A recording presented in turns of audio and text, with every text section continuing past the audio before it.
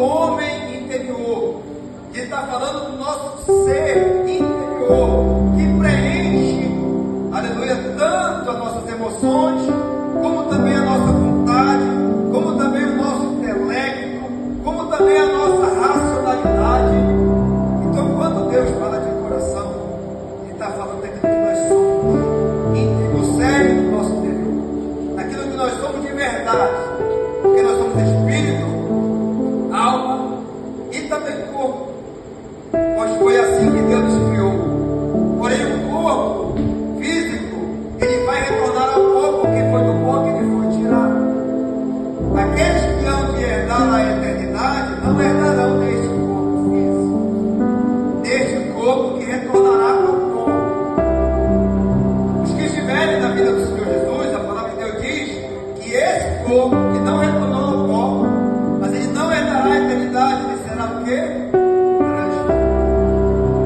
Aqueles que estiverem em Cristo Jesus e já dormiram, já partiram, aleluia, e estão no descanso, esperando a vida do Senhor Jesus, a Bíblia diz que eles ressuscitarão primeiro em um novo corpo. Então, lá na eternidade, no céu, onde Deus habita, que é o nosso destino eterno, nós teremos um corpo, mas será um corpo, não é esse corpo, não é da mesma matéria e das mesmas qualidades desse corpo. O apóstolo Paulo, quando trata desse assunto, ele fala que se existe um corpo material, existe um corpo espiritual, será um corpo espiritual. Louvado seja o nome do Senhor.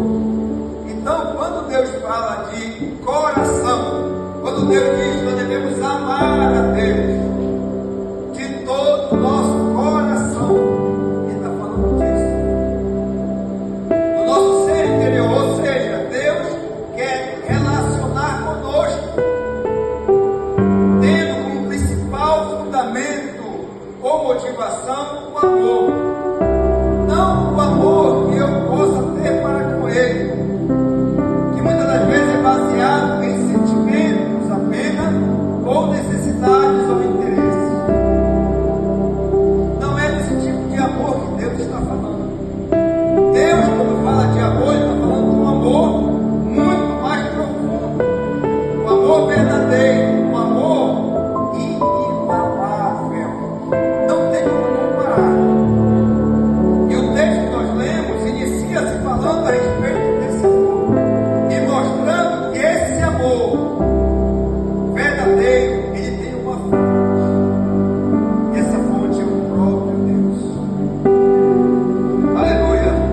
Em Romanos capítulo 12, por exemplo, no versículo 9, nós encontramos Paulo falando a respeito deste amor, do amor que nós devemos ter para com Deus e do amor que nós precisamos também manter no nosso relacionamento com o nosso semelhante, com os nossos entes queridos, com os nossos irmãos.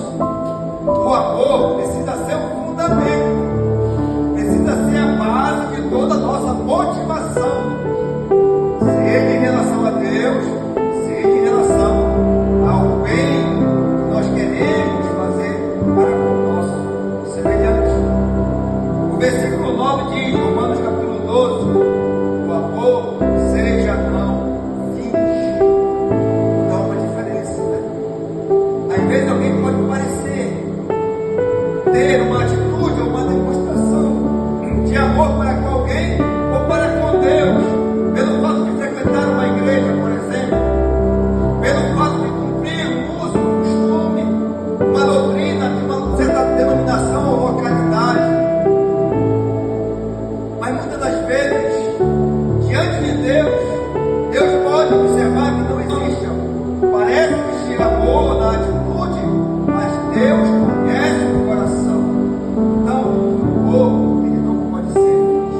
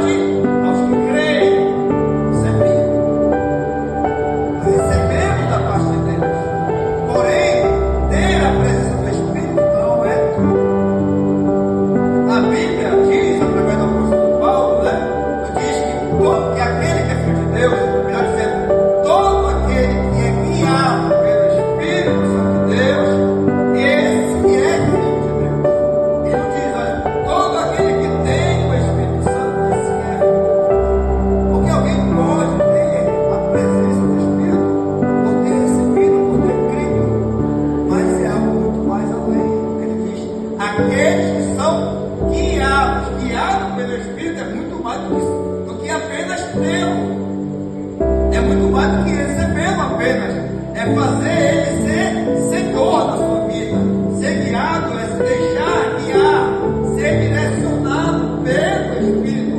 Isso fala de submissão ao Espírito Santo de Deus. Quantos estão entendendo? Diga amém. Para sermos considerados filhos de Deus, nós não apenas devemos receber o Espírito, ou crer nele, como quem dizendo assim, eu creio que ele existe. Quando o apóstolo Tiago relaciona esse aspecto de alguém crer na existência de Deus, ele diz, olha, até os demônios também creem. E estremece. Não basta crer, tem que obedecer, tem que se submeter. E isso é uma atitude de cada um de nós, diante da vontade do Pai, que nos amou. Então Deus assim nos ama, Deus assim nos amou, para que nós pudéssemos perceber o quanto nós somos amados por Ele. Você sabe o quanto você é amado por Deus? Você tem ideia?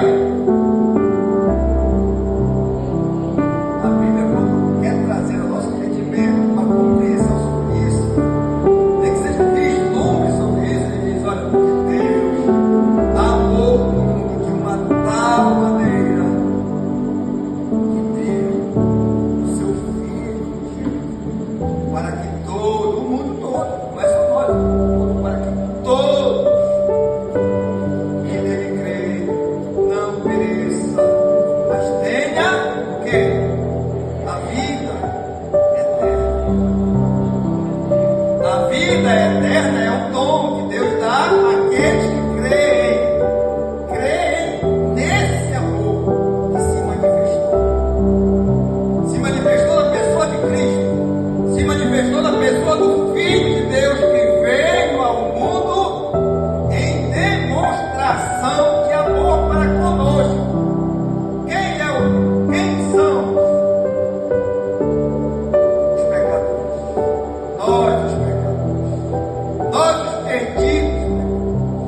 Nós que estávamos condenados ao inferno. Por nossa causa que Ele veio ao mundo se entregar. Por Ele, nosso tudo sofre, tudo crê, espera no Senhor. Aí a gente pode pensar, meu Deus, estou em falta com Deus, mas eu não consigo viver com essas qualidades desse amor. É porque esse amor, meus amados, é perfeito. Nós somos o quê? Imperfeitos. É por causa disso. Mas esse é o alvo. Esse é o nosso objetivo. É viver o perfeito amor de Deus, mesmo sendo imperfeito. Aí que entra o aspecto que Jesus ensinou aos seus discípulos, que nos ensina que aquele que quiser seguir a Ele deve renunciar a si mesmo.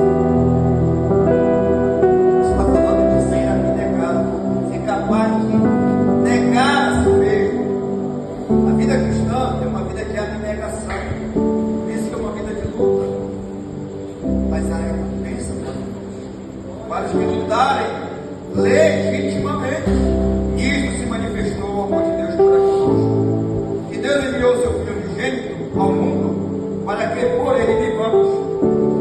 Isto está o amor, não é que nós o tenhamos amado, mas em que Ele nos amou e enviou seu Filho para propiciação pelos nossos pecados.